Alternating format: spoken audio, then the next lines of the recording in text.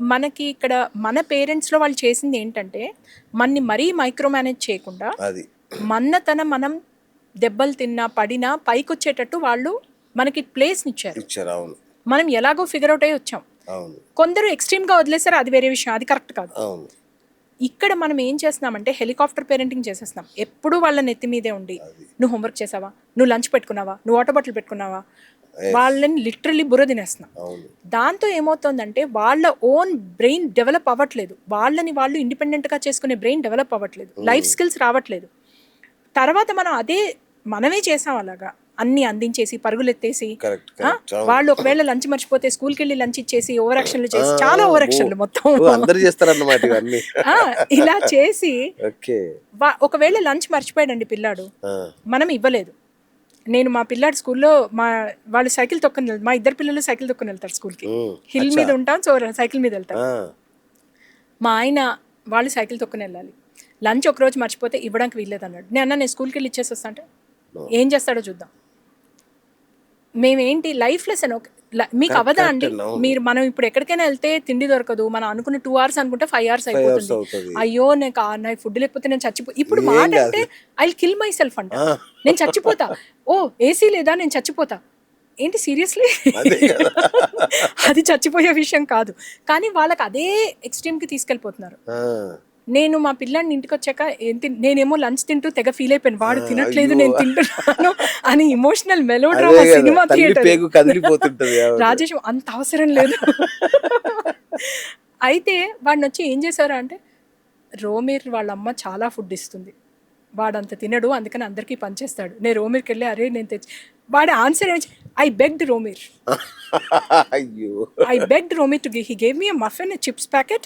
I ate and I was fine. The muffin was big. నీకు life lesson రాలేదు మొత్తానికి, ఆ రోమీర్ వల్ల నీకు రాలేదు. కానీ ఏంటంటే ఇలాంటివి చేసినప్పుడు వాళ్ళని కొంచెం పడనివ్వాలి. పడంటే వాళ్ళు ఇప్పుడు మనం చిన్నపిల్లాడు నడుస్తున్నాడు అనుకోండి, పడతాడు లేస్తాడు. మీరు చూస్తే యాక్చువల్లీ పిల్లల్ని చూసారంటే వాళ్ళు పడిపోతే వాళ్ళకి దెబ్బ తగలదు, వాళ్ళు మన వైపు ఇలా చూస్తారు. చూసినప్పుడు అన్నాం అనుకోండి మనం ఏడవడం మొదలెడతారు. మనం అలా గుడ్ గుడ్ లే అన్నాం అనుకోండి, వాడికి అసలు ఏమనిపించదు, లేచేసి మళ్ళీ నడిచేస్తాడు. మనం అది చేసాం మన పిల్లలకి చిన్నప్పుడు, మనకు అది వచ్చు అది చేయడం. అలా చేయకుండా ఉంటే వాడు ఎప్పుడు నడుస్తారు, మజిల్స్ ఎప్పుడు స్ట్రాంగ్ అవుతాయి. సేమ్ థింగ్ మనం పెద్దాళ్ళు అయ్యాక, టీనేజర్స్ వచ్చాక పిల్లల్ని ఫెయిల్ అవ్వనివ్వట్లేదు. వాళ్ళు ఇలా పడతారు అనే ముందర పట్టేసుకుంటారు. వాళ్ళకి దెబ్బ ఎక్కడ తగులుతుంది, ఎలా లేస్తారు. అది మా పాప మా వాళ్ళ మదర్తో అంటుంది, నన్ను ఎందుకు ఇంకా బేబీ సిట్టింగ్ చేస్తున్నారు మీరు అంటుంది. కరెక్టే, అమ్మాయి అన్నది తప్పు కాదు. అవునా? కరెక్టే. మరి ఆడపిల్ల కదా, కేర్ తీసుకోవాలి కదా అనేది ఒక ఫీలింగ్. కేర్ తీసుకోవచ్చు, కానీ వాళ్ళని సెల్ఫ్ రిలయంట్గా కూడా తయారు చేయాలి. మీరు అతిగా కేర్ తీసుకుంటే రేపు మీరు లేనప్పుడు ఆ పిల్ల సంగతి ఏమవుతుంది? చాలా మంది పేరెంట్స్ ఏమంటారంటే, పేరెంట్స్ని ఇప్పుడు జనరేషన్లో మీరే నన్ను పాడు చేశారు, మీరు నాకు ఇండిపెండెన్స్ ఇవ్వలేదు, మీరు నన్ను లైఫ్ లెసన్స్ టీచ్ చేయలేదు, అంతా మీరే చేశారంట. పాపం పేరెంట్స్. కానీ ఏంటంటే ఇప్పుడు మిస్సింగ్ ఎలిమెంట్ ఏంటి అంటే, అకాడమిక్స్కి చాలా ఫోకస్ ఇస్తున్నారు, దాంతో పాటు లైఫ్ లెసన్స్, మెయిన్గా ఇమోషన్స్ని రెగ్యులేట్ చేసుకోవడం. బాటమ్ లైన్ అన్నిటికీ ఏంటంటే, నీకు ఒక పర్టికులర్ ఎమోషన్ వచ్చింది, కోపం వచ్చింది, ద్వేషం వచ్చింది, బ్రేకప్ అవుతున్నాయి రిలేషన్షిప్స్, డిప్రెషన్లోకి వెళ్ళిపోతున్నారు. ఒక ఇమోషనల్ అవేర్నెస్ ఇంపార్టెంట్. నేను ఇప్పుడు ఎలా ఫీల్ అవుతున్నానో చాలా ఇంపార్టెంట్. సెకండ్ ఏంటంటే ఇమోషనల్ రెగ్యులేషన్. ఆ ఇమోషన్ నుంచి నేను బయట ఎలా పడాలి, టూల్స్ ఉంటాయి, చిన్న చిన్న టూల్స్, 30 seconds 60 seconds బయట ఎలా పడాలి, అది ఇంప్లిమెంట్ చేస్తూ పోతూ ఉంటే ఇమోషనల్ రెసిలియన్స్ వస్తుంది, అంటే గట్టితనం వస్తుంది. మీరు ఇప్పుడు మల్టిప్లికేషన్ టేబుల్స్ ఉన్నాయనుకోండి, నేను 2 times 2 4 అని చెప్పాను, 2 times 8 అని చెప్పాను, మీరు అది మననం చేస్తే కానీ మీకు మెమరైజ్ రాదు. అంతే కదా. అలాగే ఇమోషన్స్లో కూడా మెమరైజ్ చేయాలి, అప్పుడు అది అలవాటు అయిపోవాలి. అప్పుడు మీరు ఏ దుఃఖంలో ఉన్నా సరే మీరు గుర్తు తెచ్చుకోక్కర్లేదు, ఆటోమేటిక్గా మీకు అది మజిల్ మెమరీ అయిపోతుంది. అది వచ్చింది మన పిల్లలకి, అది ఇవ్వాల్సిన ఆస్తి. అది మీరు ఎన్ని కోట్లు ఇచ్చినా కరిగిపోతాయి, అది ఇవ్వాల్సిన ఆస్తి. మ్యామ్, మరి మనం అంటే పేరెంటింగ్లో పెద్ద మిస్టేక్ ఏం జరుగుతుందంటే, లైఫ్ స్కిల్స్ మిస్ అవుతున్నాం మనం. అంటే పిల్లలకి లైఫ్ స్కిల్స్ ఇవ్వట్లా, అంటే అవసరం లేదేమో అనుకుంటున్నారా, లేదంటే వీళ్ళకి టైం లేదా?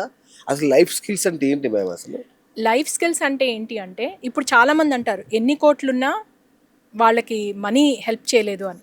మొన్ననే మా ఫ్రెండ్ చెప్పింది, ఆవిడకి మా చుట్టాల ఆవిడ మొన్న వచ్చారు ఇంటికి, ఆవిడికి 35 ఇయర్స్ అప్పుడే షీ బికేమ్ వెరీ సక్సెస్ఫుల్. 100 కోట్ల ఆస్తి వచ్చిందట వావ్ 35 ఇయర్స్కి. ఒక ఆవిడికి ఎంత గ్రేట్ అంటే ఆవిడ ఎంత చూసుండ లైఫ్లో. మరి 35 ఇయర్స్కి ఆవిడకి రుమటాయిడ్ ఆర్థరైటిస్ వచ్చింది. కథ ఎన్ని మందులు చాలా సివియర్గా వచ్చేసింది. ఇంకా ఆవిడకి మనీకి అన్ని డాక్టర్లు వెళ్ళింది, అన్నీ చేసింది. She 60 right now. 35 నుంచి 60 వరకు నరకం అనుభవిస్తాం. ఇప్పుడు మనకి బుద్ధిజంలో చెప్తారు పెయిన్ ఈజ్ ఇన్ఎవిటబుల్. ఇలాంటి ఆవిడ చేతుల్లో లేదు ఇది. అవును అవును పెయిన్ ఈజ్ ఇన్ఎవిటబుల్, కానీ suffering is optional. Suffering optional ఎప్పుడవుతుంది? మనకి ఇమోషనల్ రెసిలియన్స్ వచ్చినప్పుడు అది మనం బాధపడుతూనే బతకక్కర్లేదు, ఓకే లైఫ్లో ఒక మీనింగ్ తెచ్చుకుని బతకచ్చు. అది పిల్లలకి మనకి ఏమవుతుందంటే మనం పిల్లలకి బాగా ఎకడమిక్స్ అని ఎందుకు పెడతాము? మంచిగా చదువుకుంటే మంచి కాలేజ్కి వెళ్తాం, మంచి కాలేజ్కి వెళ్తే మంచి జాబ్ వస్తుంది, మంచి జాబ్ వస్తే నీకు డబ్బులు ఎక్కువ వస్తాయి, డబ్బులు వస్తాయి. డబ్బులు వచ్చాయి అంటే ఏంటి? క్వాలిటీ ఆఫ్ లైఫ్ బాగుంటుంది. కానీ క్వాలిటీ ఆఫ్ లైఫ్లో మనీ ఒక్కటే కాదు, మన మానసిక హెల్త్ కూడా ఇంపార్టెంట్. మానసిక హెల్త్ ఇంపార్టెంట్ అంటే అది స్కిల్స్ మనం చిన్నప్పటి నుంచి నేర్పించకుండా మీకు ప్రాబ్లం వచ్చినప్పుడు, యాంగ్జైటీ డిప్రెషన్ వచ్చేసినప్పుడు అప్పుడు వెళ్ళి నేను చేస్తాను అంటే అది భావ్యం కాదు కదా. కాలేజీలు స్కూళ్ళు ఫ్యాక్టరీలు కదా మేడం, డైరెక్ట్ అలా పడేస్తే టక మంచి ప్రోడక్ట్స్ వస్తున్నాయి. ఐఐఎంలు ఇట్లాంటి వాటిలోకి వెళ్ళి అదే గొప్ప అనుకుంటున్నాం మనం. అదే గొప్ప మేము యాక్చువల్గా. అది యాక్చువల్లీ గొప్ప, ఎందుకంటే మీకు ఊరికేనే రాదు. మీరు ఐఐఎంలో ఒకటికి రావాలి, ఐఐటీలో రావాలి అంటే చాలా కష్టపడాలి. ఆ కష్టంలో ఒక రకమైన డిటర్మినేషన్, డిసిప్లిన్ వస్తున్నాయి. కానీ రిజెక్షన్ని ఎలా హ్యాండిల్ చేయాలి? ఇప్పుడు మీరు చెప్పండి, మీరు ఎవరినైనా పట్టుకోండి, ఇక్కడ మీ లైఫ్లో ఫెయిల్యూర్ లేకుండా ఉందా? ఎక్కడైనా ఆన్సర్ నో అని చెప్తారా? రిజెక్షన్ లేకుండా ఉందా? మిమ్మల్ని మీరు చాలా గ్రేట్ అయి ఉండొచ్చు, మిమ్మల్ని రిజెక్ట్ చేసిన వాళ్ళు ఎవరు లేరా? రిజెక్షన్ ఎలా హ్యాండిల్ చేస్తాం, ఫెయిల్యూర్ని ఎలా హ్యాండిల్ చేస్తాం? పిల్లలు ఇప్పుడు ఎంత అన్ఫార్చునేట్ అంటే అకాడమిక్ స్ట్రెస్ తోటి, నేను యూఎస్లోనే అనుకున్నా ఫలానా కాలేజ్లో రాకపోతే, డ్రీమ్ కాలేజ్ నేను ఇక్కడ స్టాన్ఫోర్డ్లో చదవాలి, బర్క్లీలో చదవాలి, హార్వర్డ్లో చదవాలి, రాకపోతే వాళ్ళు సూసైడ్ చేసుకుంటున్నారు. నేను ఒకళ్ళతో మాట్లాడుతుంటే యూఎస్లో ఇట్లా ఉంది అంటే, ఇండియాలో ఎప్పటి నుంచో ఉంది, ఐటీలో అంత కష్టపడి ప్రాణం పెట్టి చదివిన వాళ్ళు ఐటీలో రాలేదని. పేరెంట్స్ ఇద్దరు, ఒక మదర్ బిట్స్ పిలానీలో చదివింది, ఫాదర్ ఐటీలో చదివారు. ఇద్దరు ఏం చెప్పారు? నాన్న యూ కెన్ స్టడీ ఎనీవేర్, నువ్వు ఎక్కడ చదివినా ఇట్ డజంట్ మ్యాటర్, నువ్వు పెద్ద అయ్యాక నీకు లైఫ్లో నీకు టాలెంట్ ఉంటే ఎప్పుడైనా బయటకు వస్తుంది. అలా చెప్పే పెంచారు. పేరెంట్స్ ఇద్దరు అసలు ప్రెషర్ పెట్టలేదు. అయినా సరే ఆ పిల్లాడికి రాకపోతే మా నాన్న వాళ్ళ పరువు ఏమవుతుంది? వాళ్ళు చదివి నన్ను ఈ మాత్రం కూడా చేయలేకపోయారని. అది కాదండి. అంటే ఐఐటీలో డాక్టర్ అవ్వాలా? ఎందుకు అవ్వాలండి? కార్డియాలజిస్ట్, పెద్ద ఫేమస్ మీరు చూడండి, చాలా మంది ఫేమస్ వాళ్ళ పిల్లలు అంత ఈక్వల్గా అవ్వకపోవచ్చు. అంటే వాళ్ళ పేరెంట్స్ ఫెయిల్యూర్ కాదు, అది పిల్లల ఫెయిల్యూర్ కూడా కాదు, పరిస్థితులు. అండ్ మన కర్మ ఎలా ఉంటే ఎవరి ఎగ్జాక్ట్లీ వాడి శక్తి అండి. అంతే. నేను అదే చెప్తాను మా చాలా మందికి పేరెంట్స్కి ఇట్లా అంటే నేను చిన్న కౌన్సిలింగ్ ఇస్తాను, మీలా కాదు, ఊరికే అదే బాత్రూమ్ సింగర్ లాగా నేను ఇలా అంటే నేను చెప్తాను, పిల్లలు ఒకడు ఏనుగు ఉంటాడు, ఒకడు గుర్రం ఉంటాడు, ఒకడు కుందేలు ఉంటాడు, ఒకడు తాబేలు ఉంటాడు. పిల్లలు అంటే మనస్తత్వాలు, వాళ్ళ శక్తి. సో మీరు అందరినీ కలిపి ఒకటే ఎగ్జామ్ పెడుతున్నారు, పరుగు పందెం పెడుతున్నారు. ఏనుగు ఎలా పాస్ అవుతుంది? అవదు. మీరు అది గమనించాలి. మీ పిల్లాడు ఏనుగా, కుందేలా, తాబేలా, గుర్రమా, అది గమనించి వానికి తగ్గట్టుగా మీరు మానసికంగా సిద్ధం చేయాలి. కానీ చూసావా, రోహిత్కు 99 వచ్చాయి, రాహుల్కు 98 వచ్చాయి, నువ్వు ఉన్నావు అంటే కథం, ఆ క్షణం వాడు అవుట్.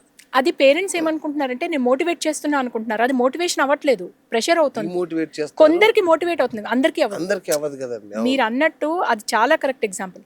ఇప్పుడు నేను ఒకసారి దీంట్లో చూశాను, ఎలిఫెంట్ని నీళ్ళ దగ్గర పెట్టి, ఫిష్ ఏమో నీళ్ళలో ఉంటుంది. నెక్స్ట్ హర్డల్ ఏంటి అంటే నువ్వు ఫిష్ లాగా ఈదగలగాలి.